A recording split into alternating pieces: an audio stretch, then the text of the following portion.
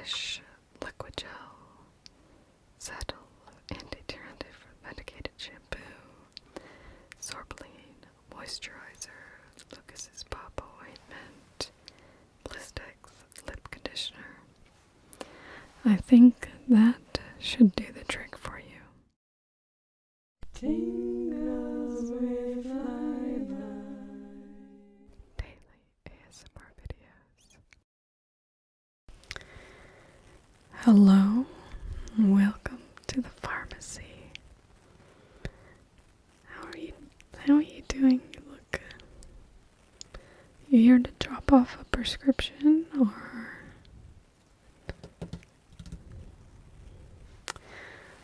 Oh, I'm sorry to hear that. Yeah, I know. No, I know without insurance, going to the doctor can be really difficult. There are certain things that pharmacists can actually do there. Well, if you need any sort of prescription medication, obviously we can't dispense those without a doctor's note. And I'll be able to recommend for you if you do need probably to go and see a doctor. So basically, yeah, pharmacist training is 4 to 6 years, and it's quite rigorous. We learn a fair bit. Obviously, we deal a lot more with how your body metabolizes different compounds, how those work together, particularly when people work with, lots of different medications. We need to make sure we're on top of how all those medications work together. But we get a firm grounding in common ailments and those sort of things that can be fixed by over-the-counter medications. I mean, it may sound pretty obvious, but something like getting Tylenol or Advil for a headache, particularly if you have a particular medical condition, we can advise what over-the-counter medications may be advisable for those sort of instances. Yeah, no, I mean, so I'm definitely willing, to at least, do a small exam with you so that we can figure out what might be going on and see if we can figure it out together, or if you just need to try and see if you can get together some cash to go to the doctor. Yeah. So, getting that out of the way, so why don't you just go ahead and tell me what seems to be your issue, what's sort of plaguing you right now. Okay, and has that just come on suddenly, or is that something that's recurred? Have you had that before in your life, or? Okay. Okay. And so a lot of dryness just this particular season. We've actually been seeing a bit more of that's very, very low humidity this season. Yeah, so you're not the only person who's come in with that.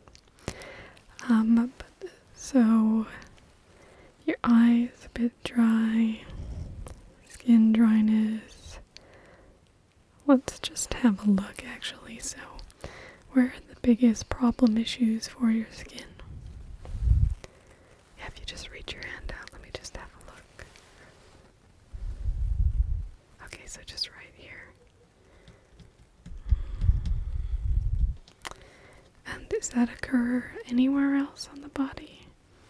Oh, okay, yes, I can see that there around your neck. But nothing on the face. And then your lips. Yeah, I can see probably a little Okay, your lips don't look too bad. And then your eyes, if you can just, look into my eyes. Yeah, definitely a bit of redness in the eyes. So you've been experiencing a lot of dryness in the eyes for a while, or is that just kind of today? Okay. No, I mean, I recommend eye drops kind of either way, but there's a couple different kinds that we could get. It's more so, do we want the really strong ones or the more medium ones? Okay, so it sounds like we have about 3 different issues here. And, because all this was happening. Yeah, okay, I can understand that, yeah. So is that somewhere else on the skin, or? Okay, yeah. So we'll address those 4 things then. So the first thing I want to talk about is this kind of scaliness on your skin that's on your hands and that neck area.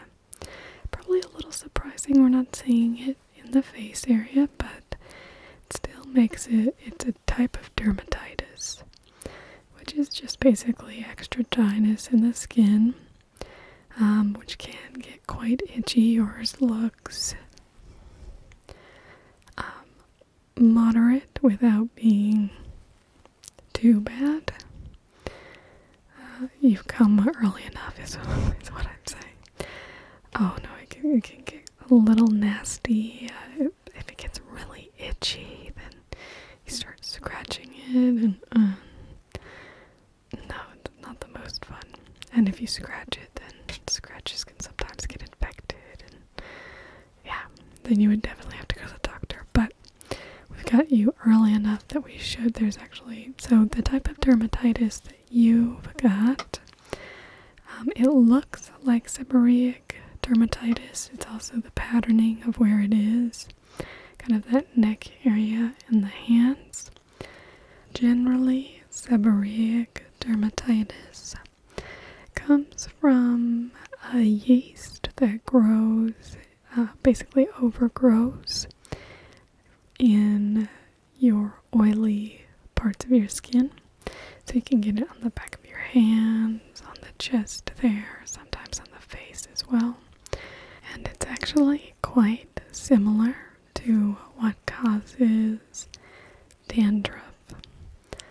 So usually what I recommend for seborrheic dermatitis, there's actually research that shows certain anti-dandruff shampoos can be very effective. Basically, you would use it as a hand wash on your skin and up on that chest area as well. So you basically wash with that, and it's been shown if you do that every day, the symptoms will dramatically decrease. Now it's important to know for using any sort of anti-dandruff shampoo, because you're getting it. If you do get it, if you use it on your hair, you don't want to use it more frequently than about every 3 days. I don't know if you have any problems ever with dandruff, but just something to know. So that's one we'll give you. We'll look at that one. And then you definitely need a moisturizer. So do you have a moisturizer, or? Okay, well, I'm going to recommend that you get a moisturizer that's completely fragrance-free. There's a little bit of vitamin E in it, and can really help. It'll just really help soothe the skin. Yeah. So let me go ahead and we'll grab, where's this? Let's get the bars here. Let me find. I'm gonna try and find the cheapest one of these for you. That still has, it's just the active ingredient that matters the most. I'll go with this one. So here's the shampoo we'll get. This is Sabel's anti-dandruff medicated shampoo. The most important thing here is the pyrithione zinc. So it's 2% weight by volume, pyrithione zinc, which is what gives it this smell. If you give that a bit of a smell. Yeah, I mean, I recognize the smell from when my parents, when I was a child, they would use anti-dandruff shampoo. So it's a familiar smell. But so that's great. You can just use it almost like a hand soap. Obviously, you're going to need to rinse off a bit better, but you don't need to apply and let it set or anything like that. It's fine to just wash off immediately. That'll work fine once you've got everything washed off. Then, while your skin is still wet or damp, shall I say, you want it to be, kind of patted dry with your towel. That's when you want to apply your moisturizer. Because if you apply a moisturizer to your skin when it's dry, it'll still work. It'll definitely still do its job. But if you do it when the skin is damp, then it already has a bit of moisture in the skin. And so it'll just be able to lock that moisture in. So it's really great, particularly when it's really dry, to basically just moisturize everywhere. So I'm going to try and pick you a bigger bottle. Something, let's see what over here. And so do you ever have, sensitive skin besides this issue? Well, maybe we'll get one with sensitive skin. I'll go with this sorboline. So this comes from Wet Redwood. It's a sorboline moisturizer. So this has 10% plant-derived glycerin. And glycerin is amazing. So glycerin is actually produced in the making of soap. And if you actually ever get like homemade soaps or really old soaps, glycerin would always be in there. Nowadays they take it out because they find, if you can put it into a second product, you can make more money that way and all that. But this is a product, that it would be put into. So it's got really great moisturizing, softening of the skin properties. It's a really, really great product. So this one also has vitamin E. It's fragrance-free, color-free, pH balanced, and it's good for all ages. So not just for you, anyone else at home could definitely use that. So it's good for hands, nappy rashes. You can use it for a shaving cream, makeup removal. Just wonderful. And all of these do have directions. The only one, the anti-dandruff shampoo, obviously the instructions are more for as if you had dandruff. All the rest of them, you can use the directions for use just straight off the bottle. So, get you those two. Now to take care of your wounds, this is Lucas Pawpaw ointment. And you can kind of see it. It looks a bit old-fashioned, but they've had the same formulation for over 100 years. Same exact formulation. It's actually a family business. They kind of keep everything in the family. They've got like 40 employees now, so not just the family, but so it's fermented pawpaw. It's got a lot of, you may just, Facebook posts and things you'll see. I just like to make sure people know. So there's been a little controversy going around because people are saying it's 96% petroleum jelly, so it's not really that effective. Well, I mean, if you think about it here, in your anti-dandruff shampoo, the actual important ingredient's only 2%. So here you have 4% fermented pawpaw. And the reason they don't put more in is because the human skin can't actually handle, I mean, you could handle a little bit more than that, but you can't handle 100% pawpaw. It would burn and itch. You can still get a little bit of a burn with this, but it's really good at this formulation. So you can put it right all over your scabs. And this is really good if you do any swimming or anything like that. If you ever have cuts or scrapes or that sort of thing, this is a great thing to cover them up with. And it really does help you heal quicker. So it's very good for that. Now your dry eyes. Let's see. I was thinking, oh yes, I was going to go with these ones. The Refresh Liquid Gel, because they have the caramelized sodium, 10 milligrams per 1 ml.